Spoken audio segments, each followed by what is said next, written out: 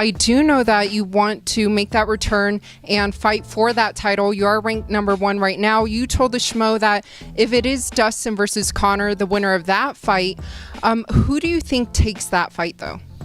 I don't know, man. This is two really high-level fighters. Conor's really good. I do see him probably winning. I don't know. It'll be interesting to see if Dustin rises to the occasion. Well, their first fight was in the featherweight division, 145. Now being at 155, who do you think it favors more? Wait, one more time? Oh, you're saying the last time, 145, yeah. I don't think that's an issue. Yeah. I think it's, what's different is their mindsets, because of the places they are, the places they've gone since then. They're much different people since that fight, both of them. So that'll be interesting to see.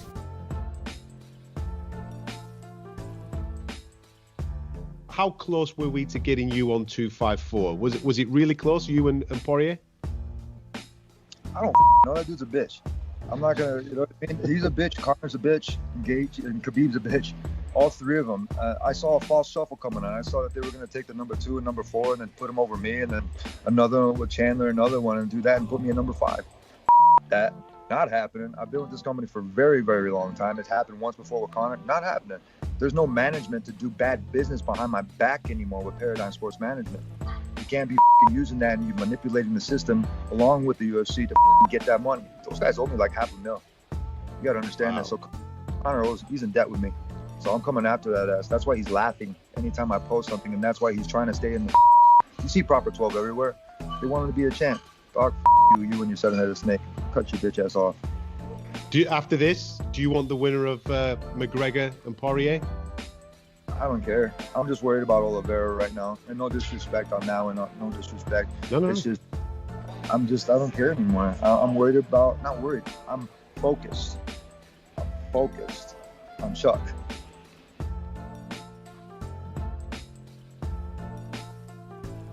Well, technically, when I put my forearm across his face, it's to make sure he lands on the side of his head. So he landed on the side of his head.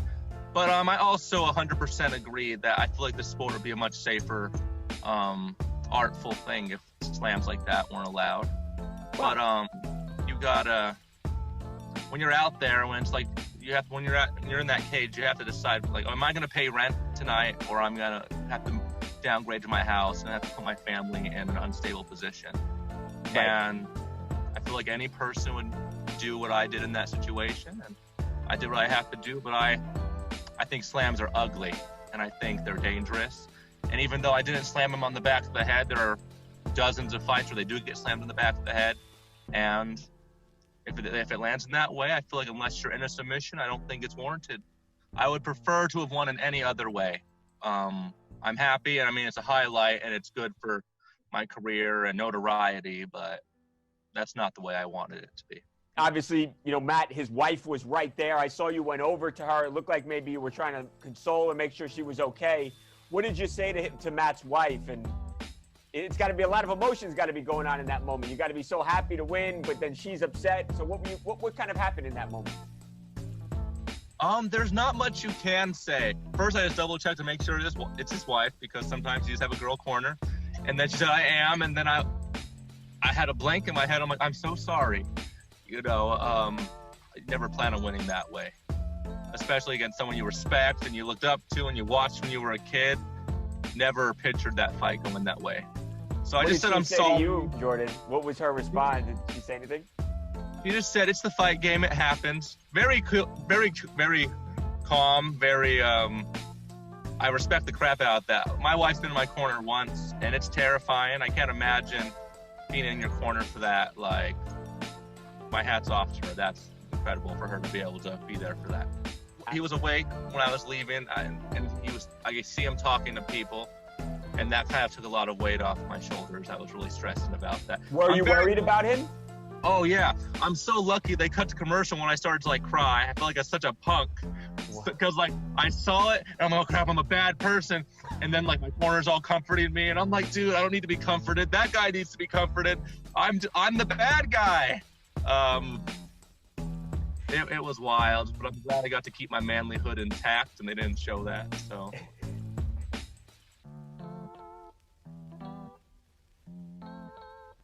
And you've been tremendous since you came back to the UFC. Again, fighting for the title this weekend, UFC 256 against Davison Figueiredo, who I don't need to tell you, he's won 5 in a row, 4 finishes, 3 in the first round. When you look at Figueiredo in the octagon, what's something that you see that you appreciate that maybe somebody like me might overlook, might miss? Yes, man. Obviously, I have too much respect for Davison Figueiredo. No, he's talking some trash talk about me. Trying to sell the fight is fine, but I have too much respect for him. He's amazing. He has really good skills. He has power in his right hand. He's Brazilian. Jiu-Jitsu is amazing. But, man, I'm a really hungry guy. I'm hungry, I am hungry of victory. I'm hungry of glory. That changed too much this fight because I really want to win this belt, I really want to change the life of my people in Mexico. I want to change the life of my family. I want to change my life.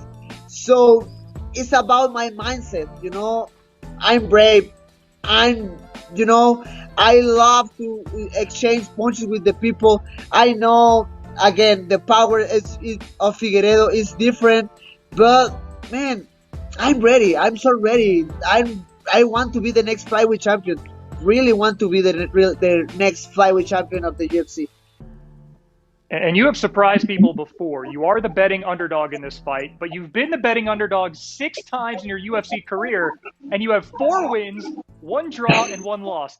That is a tremendous record. How do you explain your ability to overcome the odds in a somewhat literal sense very frequently in the octagon? Man, it's easy. I don't care about the thoughts of the other people. I don't care what the people are talking about me or talking about my opponent. I just try to stay focused on what I want to do in the fight. I know I'm technical than him. I know I'm faster than him. My Brazilian Jiu-Jitsu is on point too. So it's just the power of Davison Figueiredo, no? It's just that, and I know he's brave too, he loves to try to kill the other guy. But man, I don't care what happened with the other people. It's just me.